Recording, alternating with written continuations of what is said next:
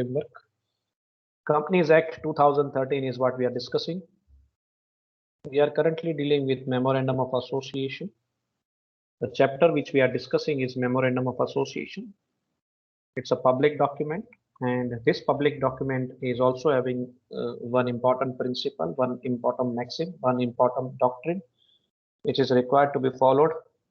That is a doctrine of ultra vires. So today we are going to discuss one of the important principle related with doctrine of ultra vires. Explain doctrine of ultra vires with its exception. Or in a different way, if they want to ask you the same question, they can ask you, discuss the doctrine of ultra vires, or we can say principle of ultra vires. Explain the effects of ultra vires transactions. If ultra vires transactions are done, what are its effects on the company? That is what we are going to discuss. So ultra vires क्या है? वो virus नहीं है जो corona virus वाला virus समझ रहे हैं, ये वो वायरस नहीं, पहले माइंड में ये रख लीजिएगा दोस्तों, ठीक है। ये जो वायरस है, इट इज अल्ट्रा वायरस जो है, ये सिचुएशन ऐसी है सर, अपनी पावर से ऊपर जाके काम करना, going beyond the limits, going beyond the powers. आपको जितनी सत्ता दी गई है उस सत्ता से ऊपर जाके अगर आप काम करते हैं जो नहीं करना चाहिए, उसके ऊपर पूरी चर्चा आएगी। तो कभी कभी कंपनी भी ऐसा करती है, कंपनी की जो अथॉरिटी है सर उसके ऊपर जाके काम कर देती है, जो उसे नहीं करना चाहिए। एक्चुअली कंपनी को भी ये पावर्स नहीं है कि उसको जो पावर्स मिली है उस पावर्स के ऊपर जाके वो काम नहीं कर सकता है। Whatever the powers and authority are availed by company, it can not go beyond that powers and authority. एक लिमिट होती है, एक लिमिट के ऊपर नहीं जाना है। अगर वो लिमिट के ऊपर जाती है तो वो अल्ट्रा वायरस एक्ट माना जाएगा। सत्ता के ऊपर जाके काम किया है, दैट इज अल्ट्रा वायरस। सत्ता, जो सत्ता आपको दी गई है उस सत्ता के ऊपर जाके काम करना, that is ultra virus. Ultra vires act माना जाएगा उसको। तो सत्ता के ऊपर जाके जो भी पावर्स आपको दिए गए उस पावर्स के ऊपर जाके, अथॉरिटी के ऊपर जाके काम नहीं करना है। चलिए अब थोड़ा मैंने सरल भाषा में समझाने की कोशिश की, अब थोड़ा टेक्निकली समझने की कोशिश करते हैं। डॉक्ट्रिन ऑफ अल्ट्रा वायरस क्या है, ये सिद्धांत को समझने की कोशिश करते हैं। पहले what is ultra virus? Ultra vires means beyond powers, that is any act done by the company beyond it's legal powers and authority. Company ने ऐसा काम किया है जो कंपनी को नहीं करना चाहिए था, उसकी जो पावर्स है, अथॉरिटीज है, उसके ऊपर जाके उन्होंने काम किया है जो कंपनी को नहीं करना चाहिए। An act ultra vires the company, ऐसा कब माना जाएगा? It has been observed that a company has an independent legal existence and is a separate body corporate distinct from its members. Company की एक अलग पहचान है, कंपनी को हम उसके नाम से जानते हैं, मेंबर्स से उसकी अलग पहचान है, ये भी हमने चर्चा की हुई है आगे। कैरेक्टरिस्टिक्स ऑफ कंपनीज में हमने समझा था कि कंपनी को हम कंपनी के नाम से जानते हैं, कंपनी की एक अलग पहचान है। जैसे मैंने आपको पहले भी एग्जांपल दिया था कि भाई जैसे दो व्यक्ति बात कर रहे हैं कि भाई आपका लड़का कहाँ काम करता है, भाई एल&टी में काम करता है, तो एल&टी कंपनी का नाम है, कंपनी की अलग पहचान है, ठीक है। और हम एक व्यक्ति की बात करें, मेंबर्स की बात करें, तो उनकी एक अलग पहचान है। The company can therefore perform acts on its own, company अपना काम खुद कर सकता है, ठीक है। कंपनी अपने नाम के हिसाब से काम कर सकता है। कंपनी जो भी ट्रांजेक्शन्स कर रही है, company is also liable for that transactions. तो ये बात हो जाती है, उनको भी अथॉरिटी होती है, पावर्स होती है काम करने की। The acts which the company performs are authorised, company जो भी काम कर रही है उसको परमिशन, उसको पावर्स, उसको अथॉरिटी कहाँ से मिलती है, कंपनी को सत्ता कहाँ से मिलती है, पावर्स कहाँ से मिलते हैं? Objects specified in the memorandum of association of the company with which it is registered. Object includes incidental objects also. तो कंपनी को पहला पावर्स कहाँ से मिल रहा है? मेमोरेंडम ऑफ एसोसिएशन में से मिल रहा है। उसके ऑब्जेक्ट लॉस में, जो स्पेसिफाई किया गया है उसके बेसिस पे वो काम करता है। तो पहला पावर जो है कंपनी को कहाँ से मिलता है? मेमोरेंडम ऑफ एसोसिएशन में से मिलता है। जिस ऑब्जेक्ट के लिए कंपनी की रचना की गई है उसी ऑब्जेक्ट को अचीव करना है। द कंपनीज एक्ट, दूसरा पावर कहाँ से मिलता है कंपनी को काम करने के लिए? सर कंपनीज एक्ट में से, यानी लॉ में से मिल रहा है। सो एक तरीके से मेमोरेंडम ऑफ एसोसिएशन में से कंपनी को पावर मिल रहा है काम करने का, और दूसरा जो है कंपनीज एक्ट के जो प्रोविजन है उसके बेसिस पे कंपनी काम। Any act done by the company which is neither authorized by its object nor by the company's act, that act is called ultra virus, the powers and the authority of the company. अगर आपको पूछा जाए what is ultra vires और which act is consider as ultra vires act, ऐसा पूछा जाए तो आपका आंसर ये होना चाहिए, any act done by the company which is neither authorised by is object not the companies act. ऐसा काम कंपनी ने किया है जो करने की उसे सत्ता नहीं है। ये सत्ता उसको कहाँ से मिलती है सर? मेमोरेंडम के ऑब्जेक्ट क्लॉज में से और दूसरा कंपनीज एक्ट की प्रोविजन में से। तो ये दोनों जगह से अगर हम देखें तो दोनों जगह से उसको ये काम करने की अथॉरिटी, जो काम उसने किया है, ऐसा काम किया है जो काम करने की परमिशन उसे नहीं मिली है, ना ही ऑब्जेक्ट क्लॉज में उसे परमिशन मिली है वो काम करने की, ना ही कंपनीज एक्ट में उसे परमिशन मिली है करने की, फिर भी उसने ऐसा काम किया। तो वो एक्ट को अनऑथराइज्ड एक्ट माना जाएगा। यहाँ कह सकते हैं एक तरीके से अल्ट्रा वायरस एक्ट है। कंपनी ने अपने पावर्स का दुरुपयोग किया है, पावर्स के ऊपर जाके काम किया है, और ऐसे एक्ट को हम अल्ट्रा वायरस एक्ट कहते हैं। ऐसे ट्रांजैक्शन को हम अल्ट्रा वायरस ट्रांजैक्शन कहते हैं जहाँ पे अपनी पावर्स और लिमिट्स के ऊपर जाके कंपनी ने काम किया है, going beyond the powers and authority of the company. N act which is ultra vires the company is void, ultra whereas the company is void and cannot bind the company. Neither the company nor the other contracting party can sue on it. Since the act is void, it cannot be ratified by the shareholders either. अगर ultra vires act हो गया है, company ने ऐसा काम कर दिया है जो कंपनी को नहीं करना चाहिए, बियॉन्ड द पावर्स जाके अगर कोई ट्रांजैक्शन किया है, कंपनी ने अपनी हद तोड़ के अगर कोई काम किया है, तो वो जो कॉन्ट्रैक्ट किया गया है, जो ट्रांजैक्शन किया गया है, अल्ट्रा वायरस एक्ट जो किया गया है, it is consider as void. वो वॉइड एक्ट माना जाएगा। ट्रांजैक्शन वॉइड है, वो कॉन्ट्रैक्ट वॉइड है और वो कंपनी को भी लागू नहीं पड़ेगा। It is not binding to the company also. Company को भी बाइंडिंग नहीं होगा, कंपनी को बंधन करता नहीं होगा। Neither the company nor the other contracting party can sue on it। एक दूसरे पे केस भी नहीं हो पाएगा। कॉन्ट्रैक्टिंग पार्टी ना ही कंपनी पे केस कर पाएगी, ना ही कंपनी उस party contracting party third party पे केस कर पाएगी। और अगर ऐसा हो जाए तो क्या इसमें कोई चांसेस है, क्या हम उसको सुधार सकते हैं? इसमें क्या किसी का कंसेंट लेके आगे हम बढ़ सकते हैं? तो मना किया गया है। Since the act is void, जो कॉन्ट्रैक्ट किया गया है, जो ट्रांजेक्शन किया गया है, जो एक्ट किया गया है, वो वॉइड है, कैंसल्ड है, रद्द है एक तरीके से। It can not be ratified by the share holders इधर। मेंबर्स भी इसको कंसर्ट नहीं दे पाएंगे। So it can not also be ratified. Rectify नहीं है, रेक्टिफाई नहीं, सुधारा वधारा नहीं। परमिशन की बात हो रही है। रेटिफाइड मीन्स परमिशन, कंसंट, खास ध्यान रखना। स्टूडेंट रेक्टिफाई रेक्टिफाई लिखते हैं, रेक्टिफाई नहीं रेटिफाइड है, शब्द का ध्यान रखिए। रेटिफाइड यानी रेटिफिकेशन, रेटिफिकेशन यानी कंसंट, कंसंट यानी परमिशन, अप्रूवल। क्या शेयर होल्डर ऐसा एक्ट का अप्रूवल दे सकते हैं? तो लॉ मना कर रहा है। The act which is ultra vires the company, it can not be ratified by the share holders also. Share holders मिलके भी इसको ग्रीन सिग्नल नहीं दे सकते, परमिशन नहीं दे सकते। क्यों ऐसा क्यों है? तो एग्जाम्पल से क्लियर हो जाएगा। ऑब्जेक्ट क्लॉज की बात होगी यहाँ पे। ये जो बेसिकली डॉक्ट्रिन है, it has a relation with object clause. Doctrine of ultra virus का सीधा सीधा रिलेशन मेमोरेंडम ऑफ एसोसिएशन के ऑब्जेक्ट क्लॉज के साथ है।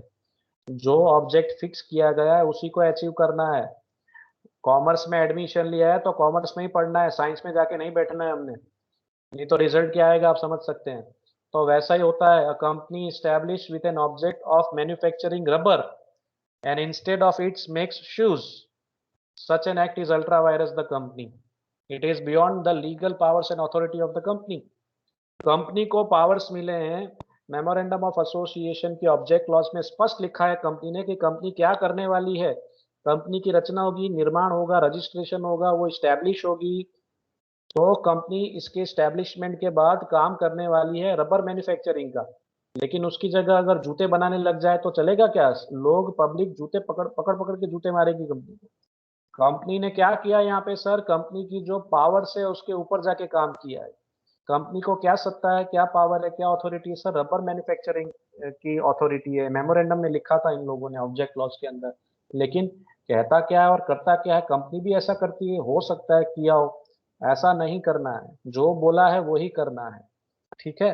सो रबर मैन्युफैक्चरिंग की बात हुई है, प्रॉमिस किया है, ऑब्जेक्ट लॉस में ऑब्जेक्ट रखा है, तो वो ऑब्जेक्ट बदलना नहीं है, हेतु बदलना नहीं है। कॉमर्स में एडमिशन लेके साइंस में पढ़ रहा हूँ, साइंस की तैयारी कर रहा हूँ, तो कोई मतलब नहीं उसका।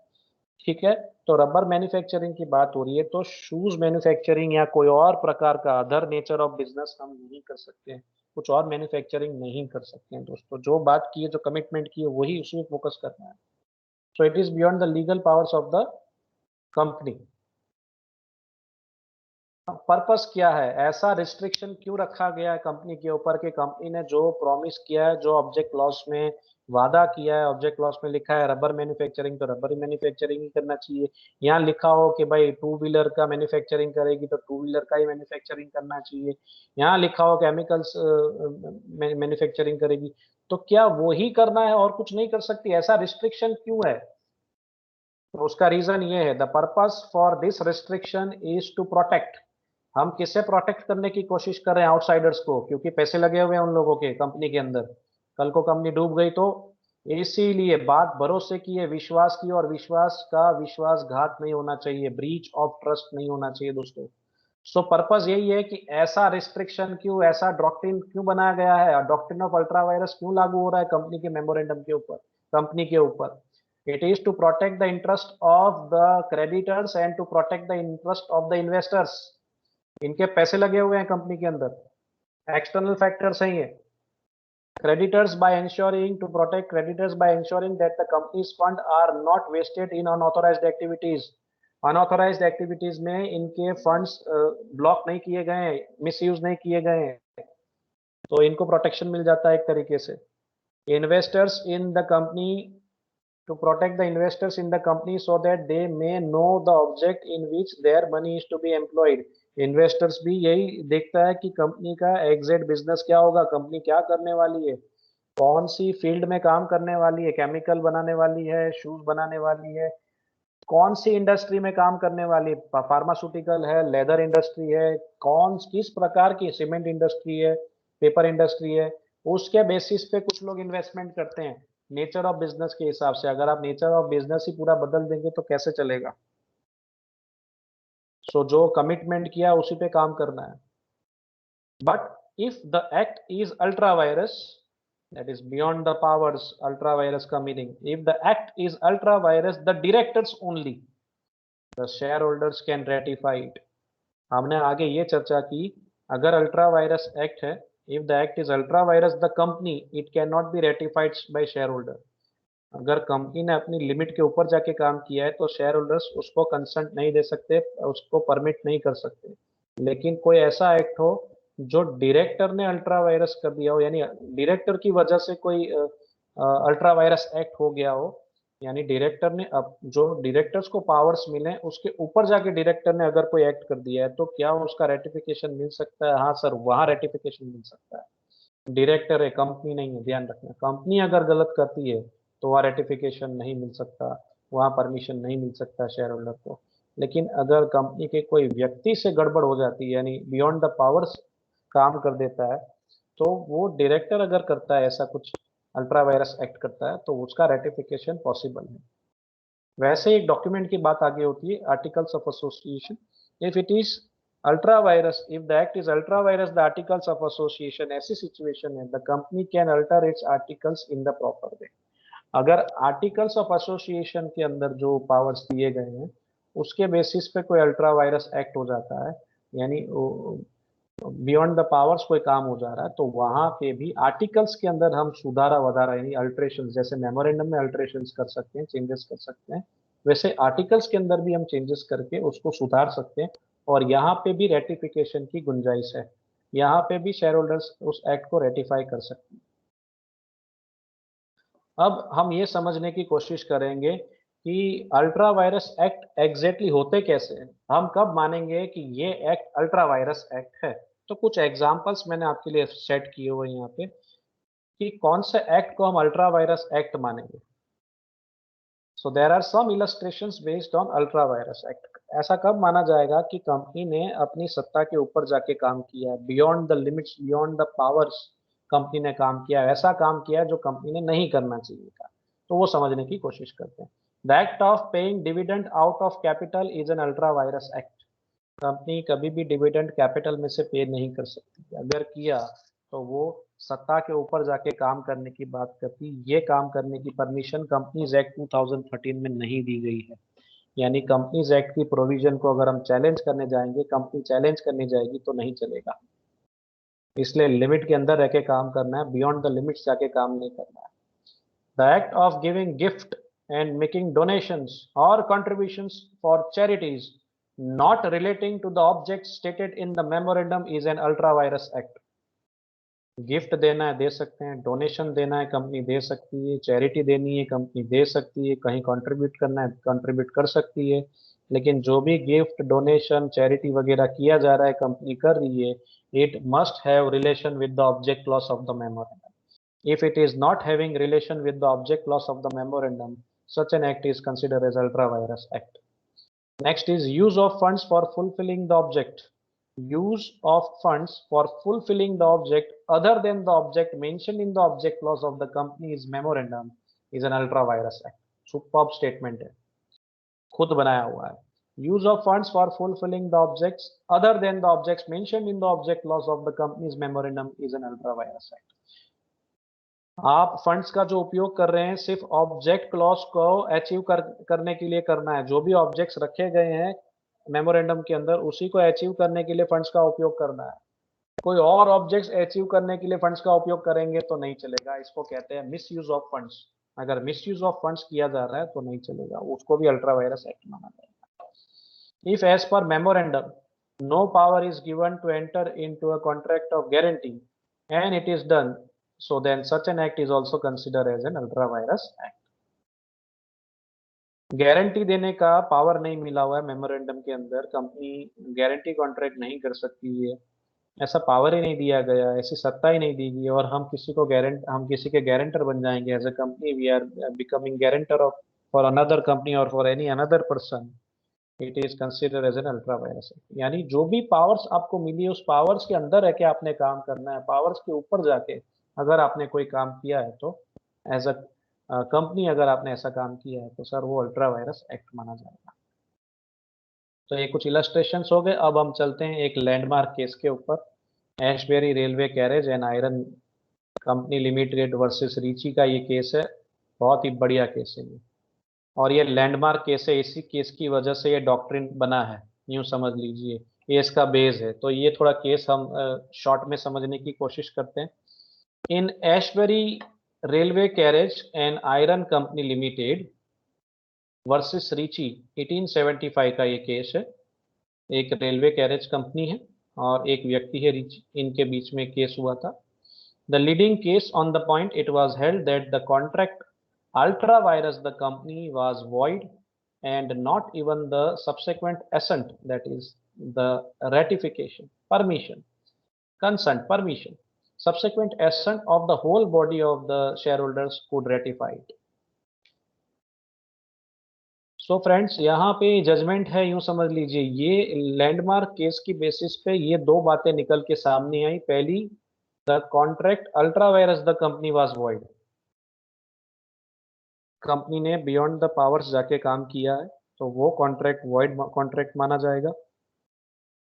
और दूसरा, सारे शेयर होल्डर्स मिलके भी इसको अनुमोदन नहीं दे सकते, इसको रेटिफिकेशन नहीं दे सकते, यानी अपना कंसेंट भी नहीं दे सकते कि नहीं नहीं कंपनी ने जो किया सही किया, कोई गलत काम नहीं किया, ऐसे इस तरीके से उस वर्क को अप्रूव भी नहीं कर सकते। ये पावर्स भी नहीं है शेयर होल्डर को।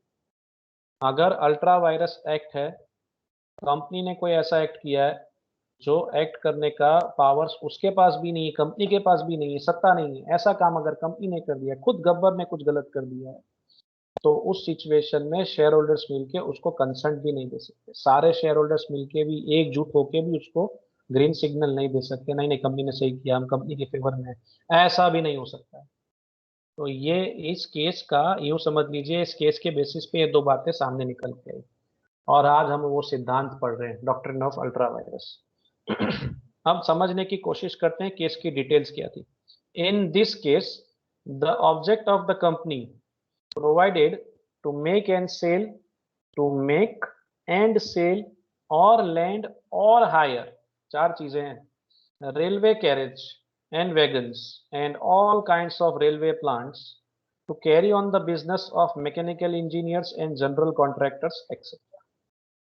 ये कंपनी के मेमोरेंडम में ये ऑब्जेक्टिव रखा गया था, जो रेलवे कंपनी थी उसकी इस कंपनी के अंदर ये ऑब्जेक्टिव रखा था कि कंपनी जो है, जो रेलवे बोगीज होती है, वैगन्स होती है, वो मेक करेगी यानी मैन्युफैक्चरिंग करेगी, सेल करेगी, लैंड करेगी, हायर करेगी, भाड़े पे लेगी, वगैरह वगैरह वगैरह, या भाड़े पे देगी, इस तरीके का व्यवहार करेगी, मेकिंग, सेलिंग, लैंडिंग, हायरिंग, ये वाले व्यवहार करेगी रेलवे कैरेजेस से जुड़ा हुआ।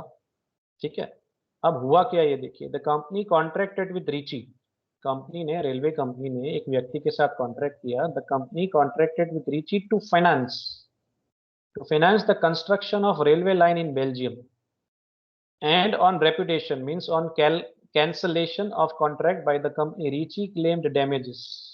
अब यहाँ देखिए, समझिए अच्छे से, the company contracted with Riche to finance the construction of railway line in Belgium. अब यहाँ फाइनेंस की बात हो रही है, ऑब्जेक्ट में कहाँ लिखा हुआ है फाइनेंस करेगी?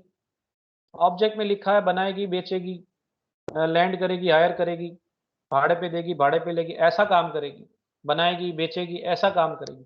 कहाँ लिखा है कि फाइनेंस करेगी, पैसे लगाएगी? ऐसा तो रेलवे लाइन के कंस्ट्रक्शन में पैसे लगाएगी, ऐसा तो कहीं लिखा नहीं उसके ऑब्जेक्ट के अंदर। ठीक है, तो फाइनेंस करने की बात हुई, रेलवे लाइन कंस्ट्रक्शन में पैसे लगाने की बात हुई, रीची को मदद करेगी फिनेंशियली, लेकिन नहीं कर पाई, कैंसिल कर दिया contract. On reputation of the contract by the company, company ने कॉन्ट्रैक्ट कैंसिल किया। रीची क्लेम्ड डैमेजेस, कॉन्ट्रैक्ट किया पहले और फिर कॉन्ट्रैक्ट को कैंसिल कर दिया रेलवे कंपनी ने, तो रीची को आया गुस्सा, रीची ने कर दिया केस रेलवे कंपनी के ऊपर। रेलवे रीची क्लेम्ड, उसने क्या आर्ग्यूमेंट की, Riche claimed damages contending that the contract fell within the scope of the word general contractor, उसने ये वर्ड पकड़ लिया। जो फाइनेंस एक्टिविटी है सर, जनरल कॉन्ट्रैक्टर में कुछ भी हो सकता है, इस वर्ड को उसने पकड़ लिया और कहा कि भाई इसके इस स्कोप के अंदर, इस पर्टिकुलर पॉइंट के अंदर ये हमारा पॉइंट आ जाता है फाइनेंस वाला। And further the contract was ratified by the majority of share holders भी मान गए, हाँ चलेगा, कोई प्रॉब्लम नहीं है, हम हमारा कंसर्न दे देते हैं। रीची ने केस किया और उस केस के बाद क्या हुआ, शेयर होल्डर्स ने मंजूरी भी दे दी कि भाई कंपनी अगर फाइनेंस भी करती है हमें कोई दिक्कत नहीं है, ये कॉन्ट्रैक्ट लेती है हाथ में, हमें कोई दिक्कत नहीं, हम हमारा परमिशन देते हैं, एसेंट देते हैं, कंसेंट देते हैं, वी आर रेडी। लेकिन जजमेंट क्या हुआ वो समझना है। It was observe that the terms used must be specific, यहाँ स्पेसिफिक टर्म नहीं है, जनरल कॉन्ट्रैक्टर्स क्या है एग्जैक्टली ये स्पेसिफिक नहीं है, यहाँ स्पेसिफिक होना चाहिए था। जनरल कॉन्ट्रैक्टर्स में कौन कौन सी एक्टिविटी कंपनी कर सकती है वो स्पेसिफिकेशन होना चाहिए था, जो नहीं था। इसलिए आज 60 ऑब्जेक्ट्स रखे हुए होंगे, अगर आपने कभी मेमोरेंडम किसी कंपनी का देखा हो तो 50 से 60 पॉइंट्स रखे हुए होते हैं उसके अंदर, और वो सारे एक दूसरे से जुड़े हुए होते हैं। कंपनी एग्जैक्टली करने क्या वाली उसकी डिटेल एक्सप्लेनेशन अंदर होती है, ऑब्जेक्ट को डिटेल में रखा जाता है। यहाँ डिटेलिंग नहीं किया गया what is general contractors, so the term general contractors therefore can not B so widely interpreted, इसको हम वाइडली इंटरप्रिटेड नहीं कर सकते। अगर इसका इंटरप्रिटेशन करके पहले से रख दिया होता, इसकी समझ पहले से ही दे दी होती मेमोरेंडम के अंदर कि जनरल कॉन्ट्रैक्टर्स में एग्जैक्टली कंपनी क्या करने वाली है, तो शायद ये केस बनता ही नहीं। लेकिन इसका इंटरप्रिटेशन पहले से किया ही नहीं गया, एग्जैक्टली ये क्या है, इसका मीनिंग क्या है, ये नहीं कहा गया है। The contract by the company to finance the construction of railway line was ultra virus the act of the company। ये काम कंपनी नहीं कर सकती है और कंपनी ने किया, ऐसा कॉन्ट्रैक्ट किया, तो ये जो कॉन्ट्रैक्ट है इसको beyond the limit, beyond the powers, beyond the authority of the company, यानी कि अल्ट्रा वायरस एक्ट माना गया। Since the act was ultra vires the power the scope of the object of memorandum it cannot be ratified either। तो ultra vires act की वजह से share holders मिलके इसका रेटिफिकेशन भी नहीं कर सकते, यही वो जजमेंट है जिसकी वजह से आज हम ये सिद्धांत पढ़ रहे हैं। आगे और एक दो केसेस की डिटेल थोड़ी लेते हैं, मजा आ रहा है, केसेस इंपॉर्टेंट होते हैं, अगर आपको याद रहते हैं अच्छे से तो आप एग्जाम में जरूर लिखिएगा। केसेस लिखते हैं तो इंप्रेशन की बात है, लेकिन केसेस की हेडलाइन, टाइटल, ये सब आपको अच्छे से लिखना होगा। In Lakshmana Swami Mudaliar versus life insurance corporation of India 1963 का ये केस है, देखते हैं क्या हुआ था। Where the directors do authorise to make payments towards any charitable or any benevolent यानी कि kind object made payment to the trust, the payment was held to be ultra vires. अब यहाँ पे डायरेक्टर ने क्या किया, director was authorise to make payment towards charitable and kind object, यानी वो पेमेंट कर सकता था, कोई चैरिटी करना चाहे चैरिटी कर सकता था, कोई अच्छे काम के लिए दान देना था तो दान दे सकता था। लेकिन ये पेमेंट करने के बाद ये पाया गया द पेमेंट वाज, यानी जजमेंट में ऐसा है the payment was held to be ultra vires. जो पेमेंट डायरेक्टर ने किया, जो दान किया है कंपनी की तौर पे, कंपनी के बिहाफ पे जो पेमेंट किया गया है, जो चैरिटी दी गई है, अच्छे इरादे से दी गई है, लेकिन फिर भी उसको अल्ट्रा वायरस एक्ट माना गया इस केस के अंदर। तो क्यों है ऐसा, ऐसा क्यों हुआ? It was held that the directors could spend for the promotion of only such charitable objects as would be useful for the attainment of the company's object। दान कर सकते हैं डायरेक्टर्स, कोई दिक्कत नहीं, लेकिन जो भी चैरिटी की जा रही है वो चैरिटी का रिलेशन कंपनीज के ऑब्जेक्ट के साथ मैच होना चाहिए, मिसमैच नहीं होना चाहिए। कंपनी के ऑब्जेक्ट क्लॉज के अंदर जो ऑब्जेक्ट रखे गए हैं, जो हेतु रखे गए हैं, उस हेतु के आधार पे कंपनी दान कर सकती है। उस दूसरे ऑब्जेक्ट्स के लिए अगर आप डोनेशन कर रहे हैं, चैरिटी कर रहे हैं, तो वो वैलिड चैरिटी नहीं माना जाएगा, वो पेमेंट वैलिड नहीं माना जाएगा। Such an act which is done beyond the limit is consider as ultra vires. तो यहाँ पे जो पेमेंट किया गया, ये जो एक्ट किया गया पेमेंट करने का, ये अल्ट्रा वायरस माना गया है। और वैसे एक और केस की डिटेल है, इससे पहले भी ऐसी घटना घटी है, यूं कहा जा रहा है, earlier it has been held in eastern countries railway company versus Hawk, 1856 का केस है, ऐसा पहले भी आगे हो चुका है। That no company can devote any part of its funds to an object which is neither essential nor incidental to the fulfillment of its objects, for whosoever beneficial that object might be। Company जो भी दान पुण्य कर रही है, charity कर रही है, डोनेशन कर रही है, फंड्स का उपयोग कर रही है, इसका उपयोग सिर्फ और सिर्फ, इसका रिलेशन सिर्फ और सिर्फ कंपनी के ऑब्जेक्ट क्लॉज के अंदर जो ऑब्जेक्ट रखे गए हैं उससे होना चाहिए, कंपनी के हित में होना चाहिए। कंपनी का हित पहले देखा जाएगा, कंपनी के ऑब्जेक्ट्स को अचीव करने का पहला आपका प्लान होना चाहिए, उसके बाद आप कोई भी एक्स्ट्रा एक्टिविटी करिए, कोई दिक्कत नहीं है, लेकिन उसका रिलेशन ऑब्जेक्ट लॉस के ऑब्जेक्ट के साथ होना चाहिए। अब हम समझने की कोशिश करते हैं what are the effects of ultra vires transactions. Ultra vires transactions की इफेक्ट्स क्या होती है ये समझने की कोशिश करते हैं। हमने क्वेश्चंस देखे थे, उसमें पूछा गया था explain doctrine of ultra vires and explain its effects. So अगर अल्ट्रा वायरस ट्रांजैक्शंस होते हैं तो उसकी इफेक्ट क्या होती है? The doctrine of ultra vires has to be properly understood and applied. इसे समझना बहुत जरूरी है। तीन व्यवहार हमने देखे अब तक अच्छे से, उसी तीन व्यवहार की अब चर्चा होगी आगे। अगर आगे के कॉन्सेप्ट आपको क्लियर हो गया होगा तो ये इफेक्ट बहुत आसान है समझना। The doctrine of ultra vires has to be properly understood and applied, समझना बहुत जरूरी है इस सिद्धांत को, और इसका उपयोग करना आना चाहिए। It does not restrict a company from doing such things which are fair, reasonable and related to its object। Ultra vires का मतलब ये नहीं है, ये एक तरीके से जो एक्ट रखा गया है, जो डॉक्ट्रिन रखा गया है, इसका ये मतलब नहीं है कि कंपनी के ऊपर रिस्ट्रिक्शंस डाल रही है। अगर कंपनी अच्छा काम कर रही है तो कोई इसमें रोक टोक नहीं होगी, लेकिन इसे समझना जरूरी है। तो सबसे पहला जो ट्रांजेक्शन यहाँ दिया गया है वह है वॉइड एब इनिशियो। वॉइड एब इनिशियो यानी बात हो रही है the ultra vires act are void from the initial stage. अगर अल्ट्रा वायरस एक्ट कंपनी ने किया है तो वो शुरुआत से ही उस कॉन्ट्रैक्ट को, उस एक्ट को, उस ट्रांजैक्शन को वॉइड माना जाएगा। The company is not bound by this act, ये हम आगे पढ़ चुके हैं। कंपनी ने अगर कोई अल्ट्रा वायरस एक्ट किया है यानी बियॉन्ड द लिमिट्स जाके काम किया है, तो वो उसको बंधन करता भी नहीं होगा। It is not binding to the company. Company ने वो एक्ट किया है लेकिन उसको बंधन करता भी नहीं होगा, किया है लेकिन नहीं किया बराबर है, यूँ समझ लीजिए। Even the company cannot sue or be sued upon, कोई लीगल एक्शन भी नहीं ले सकेंगे ऐसे एक्ट के लिए, ना ही कंपनी ले सकेगी, ना ही the external factors can file a case against company for such an activity. Hence, ultra virus act cannot become intra virus by reason of ratification also. यानी जो गलत हो चुका है क्या उसको हम सुधार सकते हैं?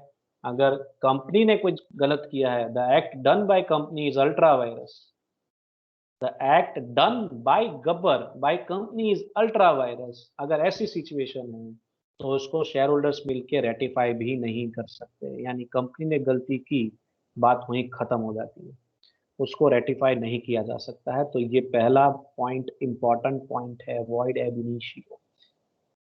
कंपनी गलती करती है तो उसे सुधारने का मौका नहीं मिलती है, लेकिन अगर डायरेक्टर गलती करता है या आर्टिकल्स के हिसाब से कुछ गलती हो जाती है तो क्या उसमें रेटिफिकेशन मिल सकता है? हाँ सर, उसमें रेटिफिकेशन मिल सकता है।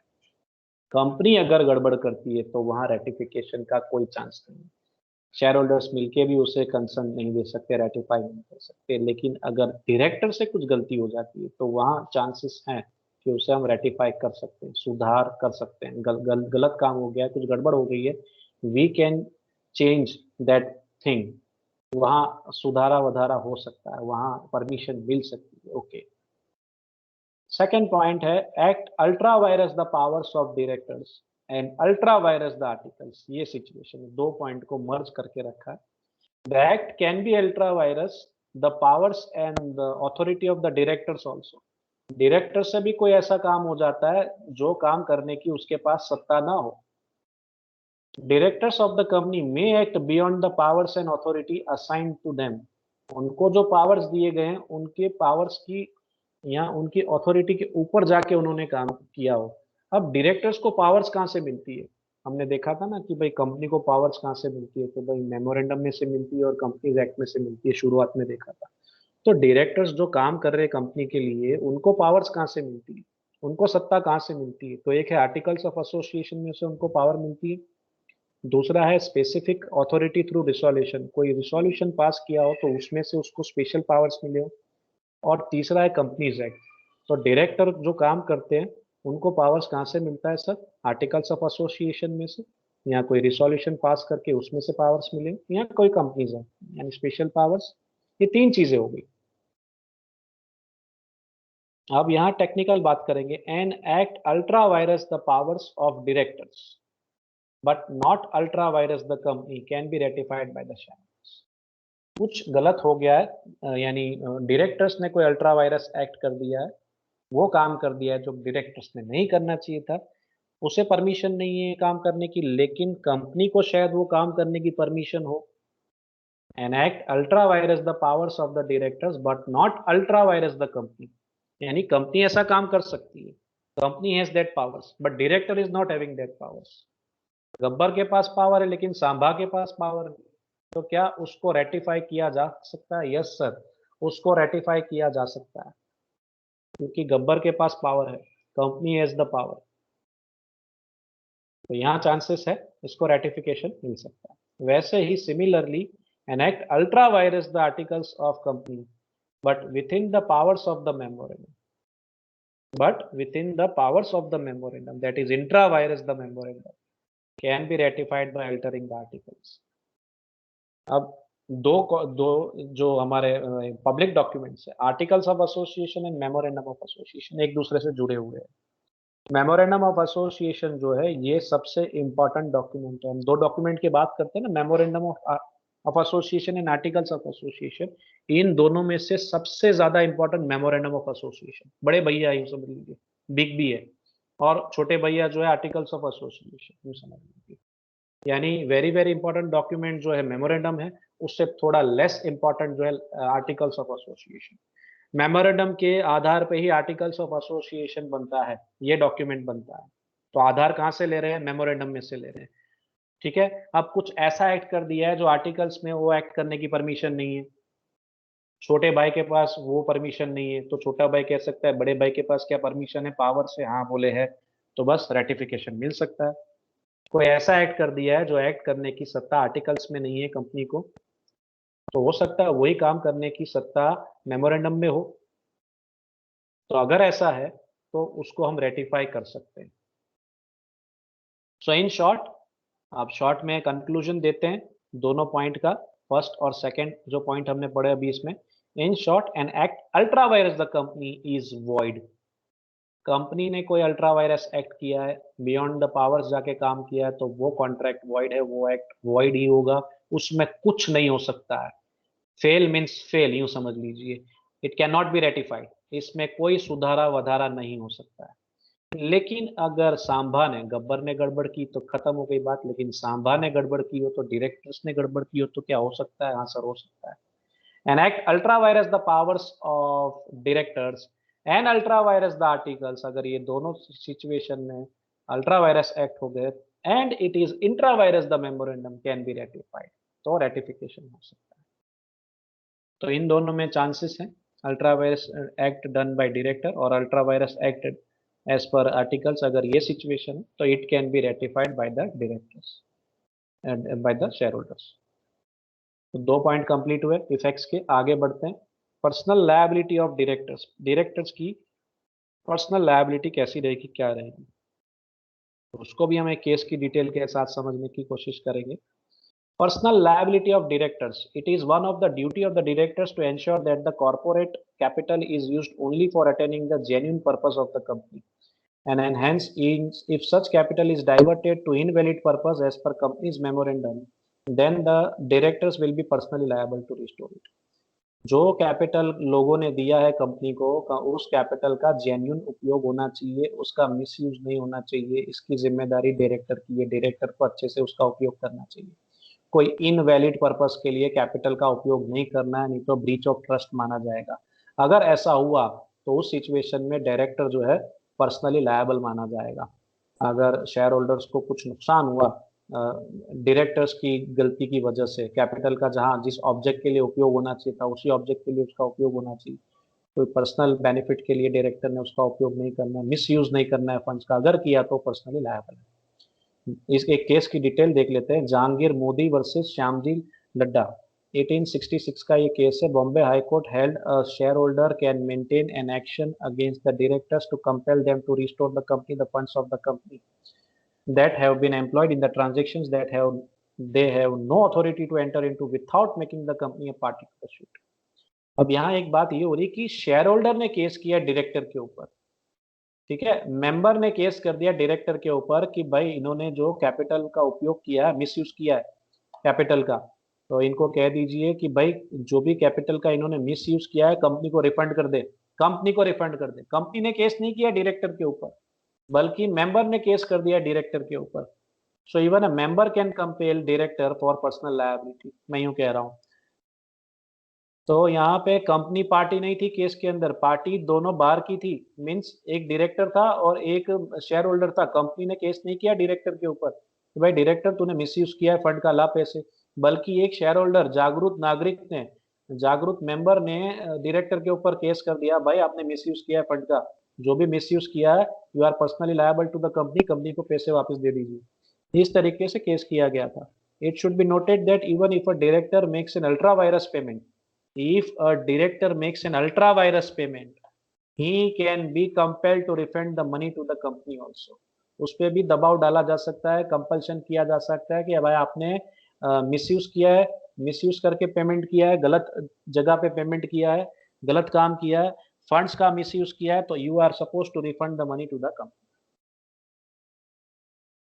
Acquisition of the property that is ultra vires, कोई ऐसी प्रॉपर्टी खरीद ली है जो प्रॉपर्टी कंपनी को नहीं खरीदनी चाहिए थी, अल्ट्रा वायरस एक्ट हो गया इन रिलेशन विद प्रॉपर्टी। ऐसी प्रॉपर्टी एक्वायर कर ली, परचेस कर ली जो नहीं करनी चाहिए थी, तो क्या वो प्रॉपर्टी प्रॉपर्टी प्रोटेक्टेड मानी जाएगी? तो वो इंपॉर्टेंट पॉइंट बन जाता है। Where a companies money has been used ultra vires to acquire some property, the companies right over such property is held secured. अगर कंपनी ने ऐसी प्रॉपर्टी खरीद ली है और उस प्रॉपर्टी के ऊपर पैसे लगा दिए, ऐसा एक्ट हो गया है, तो कंपनी का जो राइट है उस प्रॉपर्टी के ऊपर वो तो सिक्योर्ड ही रहेगा, वो अनसिक्योर्ड नहीं माना जाएगा। Besides the company will be the right party to protect such property against the damage of the third person, बल्कि कंपनी ही उसके लिए राइट पार्टी मानी जाएगी, नहीं तो हो सकता है थर्ड पर्सन उसको नुकसान पहुंचाने की कोशिश करे। It is because though the property has been acquired for some ultra virus object, it represents the money of the company। भले अल्ट्रा वायरस ऑब्जेक्ट के पर्पज से मनी का उपयोग किया गया है, यानी प्रॉपर्टी परचेज कर लीजिए, लेकिन पैसे तो कंपनी के ही लगे हुए हैं ना, इसलिए उसको तो प्रोटेक्ट करना पड़ेगा, प्रॉपर्टी को भी प्रोटेक्ट करना है, सिक्योर करना है, साथ साथ में मनी को भी सिक्योर करना है। और आखिरी पॉइंट है इंजंक्शन। इंजंक्शन यानी मनाई हुक्म, स्टे ऑर्डर की बात हो रही है कि अगर कंपनी कुछ गलती कर रही है, कोई अल्ट्रा वायरस एक्ट कर रही है, तो क्या मेंबर उसे रोक सकता है? क्या वो चैलेंज कर सकता है? बिल्कुल कर सकता है। एक आम इंसान कंपनी को चैलेंज कर सकता है? हाँ सर, बिल्कुल कर सकता है। वो कोर्ट में जाके इंजंक्शन ऑर्डर ला सकता है। इंजंक्शन की स्पेलिंग खास देख लीजिएगा। इंजंक्शन ऑर्डर ला सकता है, स्टे ऑर्डर ला सकता है। In case a company is about to undertake in ultra vires act, कोई कंपनी अगर अल्ट्रा वायरस एक्ट करने वाली है, ऐसा अगर मेंबर को पता चल रहा हो, उसे ऐसा आइडिया आ रहा है या कोई इंफॉर्मेशन मिली है, द मेंबर्स यानी even a single member can get an order of injunction from the court restraining the company from going ahead with the ultra vires act. अगर पता चल जाए कि कंपनी जो एक्ट करने वाली वो अल्ट्रा वायरस है, वो काम कंपनी को नहीं करना चाहिए। वो कह रही थी कि केमिकल मैन्युफैक्चरिंग करेगी, लेकिन ये तो शूज की तैयारी की जा रही, शूज मैन्युफैक्चरिंग की तैयारी की जा रही है। अगर मेंबर को पता चलता है तो मेंबर स्टे ऑर्डर कोर्ट में जाके ला सकता है, एक व्यक्ति जाके भी ला सकता है, कंपनी को रोक सकता है कुछ गलत करने जा रही हो तो वहां पे उसके लिए इंजंक्शन ऑर्डर का वो अपील कर सकता है। आखिरी कैटेगरी पे आते हैं, इफेक्ट्स के बाद जो आगे पॉइंट आ रहा है वो इम्पोर्टेंट है, एक्सेप्शंस। अभी तक हमने जो चर्चा की है बस उसी का कंक्लूजन है एक्सेप्शंस के अंदर, जो 5 मिनट के हम फटाफट रिकैप में हम देख लेंगे, आसान है। The aggrieved party has the following exceptions reliefs. जो एग्राइव्ड पार्टी होती है उसके पास कुछ रिलीफ्स है, कुछ एक्सेप्शंस है, वो समझने की कोशिश करते हैं। पहला पॉइंट है, an act done by director which is an ultra virus the powers of director but not ultra virus the powers of the company can be ratified by the shareholders। आगे हम ये सारे पॉइंट समझ चुके हैं। जो गलती हुई है क्या वो गलती को सुधारा जा सकता है? क्या इसमें कोई एक्सेप्शन है, कोई रिलीफ है, कोई छूट छाट है? क्या कंपनी अपनी गलती सुधार सकती है या कंपनी का कोई मेंबर अपनी गलती सुधार सकता है? ये समझने की कोशिश कर रहे हैं। अगर कोई एक्ट डायरेक्टर ने किया है which is ultra vires, beyond the powers, beyond the limit है, but it is not beyond the limits of company, अगर ये सिचुएशन है तो शेयर होल्डर्स मिलकर इसको रेटिफाई कर सकते हैं, अपनी मंजूरी दे सकते हैं और वो काम को जो वॉइड माना जाता है उसको वैलिड कर सकते हैं। And any act done if it is an act ultra vires the articles of company, अगर जो एक्ट किया गया है उसकी परमिशन आर्टिकल्स में नहीं है, अल्ट्रा वायरस माना जाएगा। आर्टिकल्स के हिसाब से आपने ऊपर जाके काम किया, बियॉन्ड द लिमिट जाके काम किया है कंपनी ने, but within the scope of the, within the power of the memorandum, अगर ये situation then it can be ratified by altering the articles through passing a special resolution. Articles of alteration के अंदर rules and regulations होते हैं company के, internal management के। अगर कोई रूल्स एंड रेगुलेशंस मिस हो गया है, नहीं अंदर दर्ज किया गया है, ऐसे कोई रूल्स नहीं रखे हैं और उसके ऊपर जाके अगर कोई काम किया गया है, तो ऐसा कोई पावर ही नहीं है आर्टिकल्स के अंदर, ऐसा कोई काम कर दिया गया है, लेकिन ऐसा पावर मेमोरेंडम के अंदर अवेलेबल है, दूसरे डॉक्यूमेंट के अंदर अवेलेबल है, तो इसको हम सुधार सकते हैं। सुधारा कहाँ करना है सर? आर्टिकल्स के अंदर अल्टरेशन करके हम ये काम कर सकते हैं, इसको रेटिफाई कर सकते हैं। आर्टिकल्स के अंदर भी हमें सुधारा वधारा करना पड़ेगा क्योंकि कुंडली मैच नहीं हो रही है, मेमोरेंडम में कुछ क्या लिखा है और आर्टिकल्स के अंदर कुछ क्या लिखा है, तो उसमें हमें जो मिसमैच हो गया है उसको मैच करना है। आर्टिकल्स के अंदर सुधारा करना पड़ेगा, अल्टरेशन करना पड़ेगा। वो कैसे होता है? By passing a special resolution, ये हो सकता है। If the company has a power to do an act but such an act is irregular, then it can be ratified by the members of the company. अब हो सकता है company जो procedure कर रही है उस प्रोसीजर के अंदर एक स्टेप रह गया हो करने का। जो भी कंपनी प्रोसेस करती है, जैसे मीटिंग बुलाती है, मीटिंग के अंदर सारे मेंबर्स प्रेजेंट होने चाहिए, उनको नोटिस भेजनी होती है, वगैरह वगैरह वगैरह, जो स्टेप्स फॉलो कर रही है पर्टिकुलर ट्रांजैक्शन के लिए, उसमें से अगर एक स्टेप मिस कर दिया, कोई इरेगुलर एक्ट हो गया, तो क्या उसमें रेटिफिकेशन मिल सकता है? कोई एक इरेगुलर एक्टिविटी हो गई है, नॉर्मली कंपनी रेगुलरली वो एक्टिविटी करती है, लेकिन कोई ऐसा इरेगुलर एक्ट हो गया, 5 स्टेप थे उसमें से 4 स्टेप की एक स्टेप रह गया करने का, तो क्या उसमें सुधारा वधारा हो सकता है? क्या मेंबर्स उसमें रेटिफिकेशन दे सकता है? सर छोटी बात है, नॉर्मल बात है, रेटिफिकेशन मिल सकता है। सो इरेगुलर एक्ट के लिए भी रेटिफिकेशन मिल सकता है, शॉर्ट में इतना आप समझ लीजिए। उसके बाद आगे हमने चर्चा की हुई है, प्रॉपर्टी की बात की थी, acquisition of property, where a companies money has been used ultra vires to acquire some property, the companies right over such property is held secure. Company ने अपने मनी का, कंपनीज मनी का जो उपयोग किया है, कुछ अल्ट्रा वायरस एक्ट किया है, मीन्स ऐसी प्रॉपर्टी परचेज की है जो नहीं करनी चाहिए थी, तो उस प्रॉपर्टी का क्या क्या वो प्रॉपर्टी इलीगल मानी जाएगी? नहीं सर, उस प्रॉपर्टी को फिर भी सिक्योर्ड प्रॉपर्टी ही मानी जाएगी। The company is right over such property is held secure only, क्योंकि पैसे तो लगे हैं ना कंपनी के पैसे यानी जनता के पैसे, तो उसको सिक्योर तो करना ही पड़ेगा। Directors can be made liable to the outsiders for the breach of an implied warranty of authority. Directors are held liable to the outsiders. अगर डायरेक्टर ने कुछ गड़बड़ की है तो वो पर्सनली लायबल माना जाएगा। He is personally liable to the outsiders. अगर डायरेक्टर्स ने अपनी पावर्स के ऊपर जाके काम किया हो, कोई ऐसा पेमेंट किया हो जो नहीं करना चाहिए था, कहीं ऐसा दान, ऐसी जगह दान किया है जो नहीं करना चाहिए था, ऑब्जेक्ट लॉस के हिसाब से नहीं किया है, कोई भी ऐसा पेमेंट जो मिसमैच हो ऑब्जेक्ट लॉस के साथ, वो डायरेक्टर्स ने नहीं करना चाहिए। अगर ऐसा कर रहे हैं then he is personally liable to the outsiders, even to the company also. Any member of the company, next point, any member of the company can get an injunction restraining the company from performing an ultra virus act or from proceeding with it. Company अगर कोई ultra vires act कर रही है और कोई member को ऐसा information मिलता है, तो वो मेंबर भी उस कंपनी को चैलेंज कर सकती है, रोक सकती है, स्टे ऑर्डर ला सकती है, इंजेक्शन ऑर्डर ला सकती है और कंपनी को रोक सकती है कुछ गलत करने से। If a company makes an ultra virus payment, he can be compelled to refund the money to the company. मैंने ऊपर ही बता दिया था, आउटसाइडर्स को तो लायबल ही है, लेकिन अगर कोई ऐसा पेमेंट किया हो जिसकी वजह से कंपनी को भी नुकसान हो रहा हो, तो company can challenge director as personally liable also. Company भी पर्सनली लायबल कर सकती है, मान सकती है, वैसे ही आउटसाइडर्स भी पर्सनली लायबल मान सकते हैं डायरेक्टर्स को।